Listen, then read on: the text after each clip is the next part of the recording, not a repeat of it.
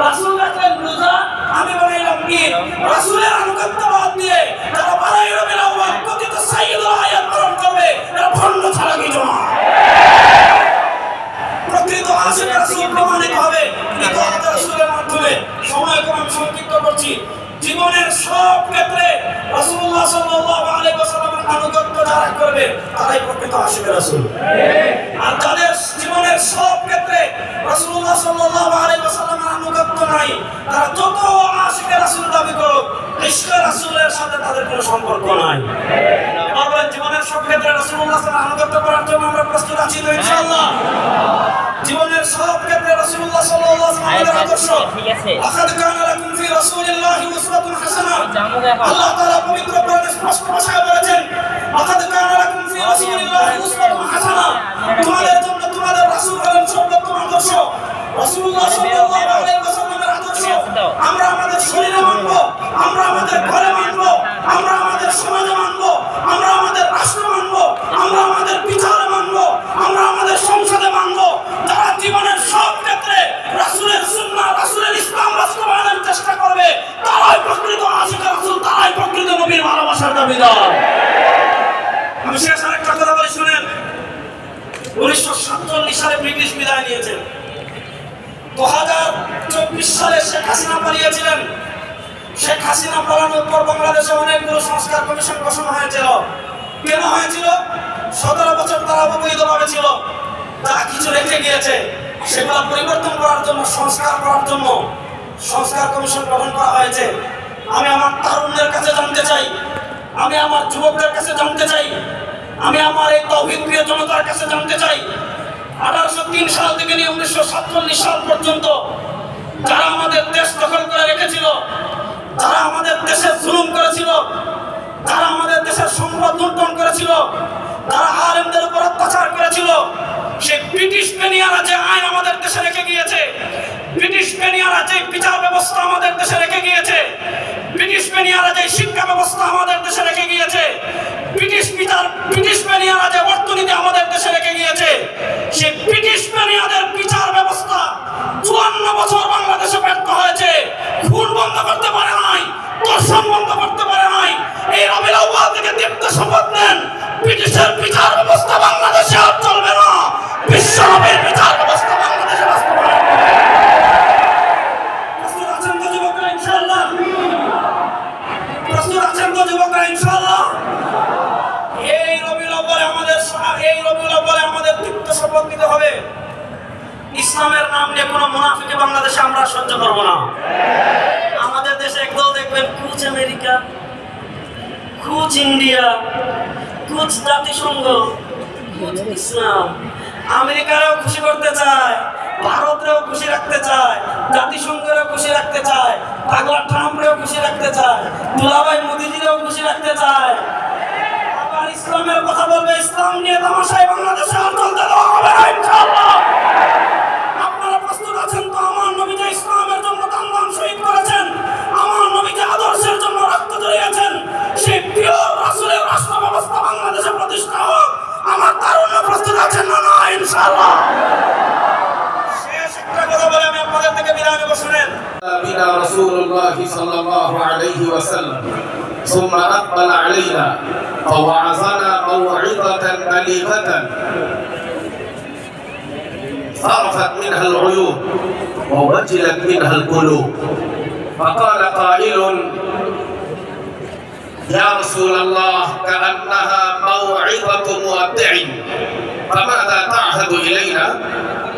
فقال النبي صلى الله عليه وسلم: عليكم بتقوى الله والسمع والطاعة، وإن تأمر عليكم عبد حبشي فإنه من يعش منكم بعدي فسيرى اختلافا كثيرا، فعليكم بسنتي وسنة الخلفاء الراشدين المهديين، تمسكوا بها وعضوا عليها بالنواجذ، وإياكم ومحدثات الأمور، فإن كل محدثة بدعة وكل بدعة ضلالة، وفي رواية للنسائي وكل ضلالة في النار، أو كما قال عليه الصلاة والسلام। حضرت عرباض بن ساریہ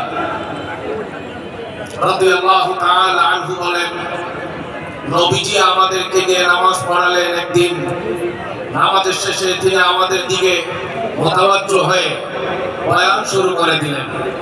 এমন আবেগ এবং হৃদয়গ্রাহী বয়ান ছিল, আমাদের চোখ থেকে ঝরঝর করে পানি পড়তেছে, আমাদের দিলে কাঁপতে কাঁপতে কম্পন তৈরি হয়ে গিয়েছে ভয়ে।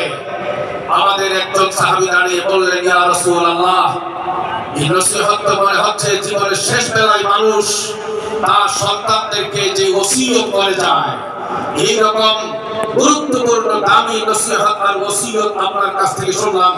ফামাদা তাহাদু ইলাইনা ইয়া রাসূলুল্লাহ, আজকের এই মুহূর্তে আপনার কাছ থেকে আমরা গুরুত্বপূর্ণ আদর্শিক বক্তব্য শুনতে চাই।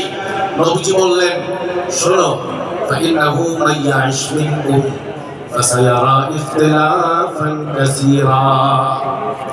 আমি নবী যখন থাকবো না, আমার ইন্তেকালের পরে পরিস্থিতি এমন হবে, দুনিয়ার মধ্যে, মানুষের মধ্যে, মুসলমানের মধ্যে, হাবিবে পাক বলেন, আমার ইন্তেকালের পরে ইসলাম নিয়ে, ঈমান নিয়ে, ধর্ম নিয়ে, শরীয়ত নিয়ে আমার উম্মতের মধ্যে বিভেদ তৈরি হবে প্রচুর পরিমাণে।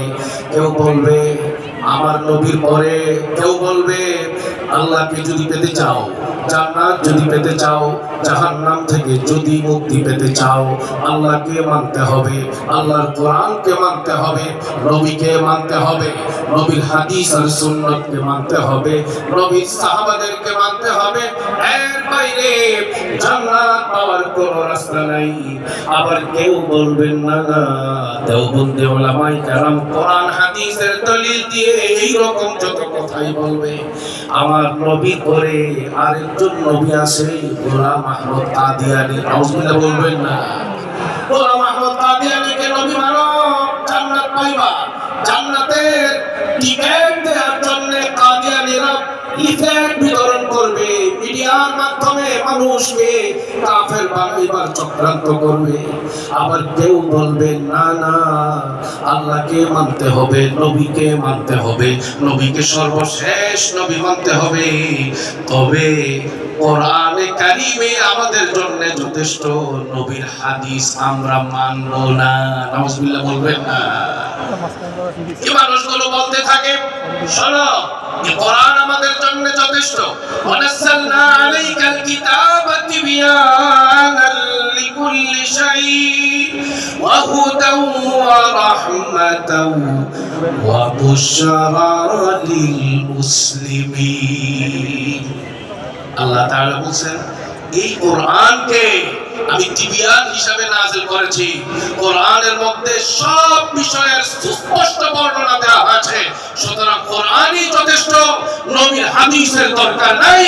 বর্তমান জামানায় আহলে কোরআন নামে যারা আবির্ভূত হয়েছে, কৌশলে কোরআনের নাম দিয়ে হাদিসকে অস্বীকার করে, নিজেও কাফের, নবীর উম্মতকে কাফের বানাইবার দেশীয় এবং আন্তর্জাতিক চক্রান্ত বাস্তবায়নে লিপ্ত হয়ে আছে। কেউ কেউ আবার বলে, হজ করা রবিউল আউয়াল, যাকাত দেওয়া রবিউল আউয়াল, ওয়াজ নসিহত করা রবিউল আউয়াল, তেলাওয়াত করা রবিউল আউয়াল, মাসে 15 রবিউল আউয়াল, খানকা রবিউল আউয়াল, নাতাতাম রবিউল আউয়াল। শুধু এক মাসের রবিউল আউয়াল না, দোস্তি কায়েম করবা। রিয়াদি আমার সাথে দোস্তি কায়েম করবা। এটা নাম রবিউল আউয়াল না, রবিউল আউয়াল অবমাননা বলার পরে সে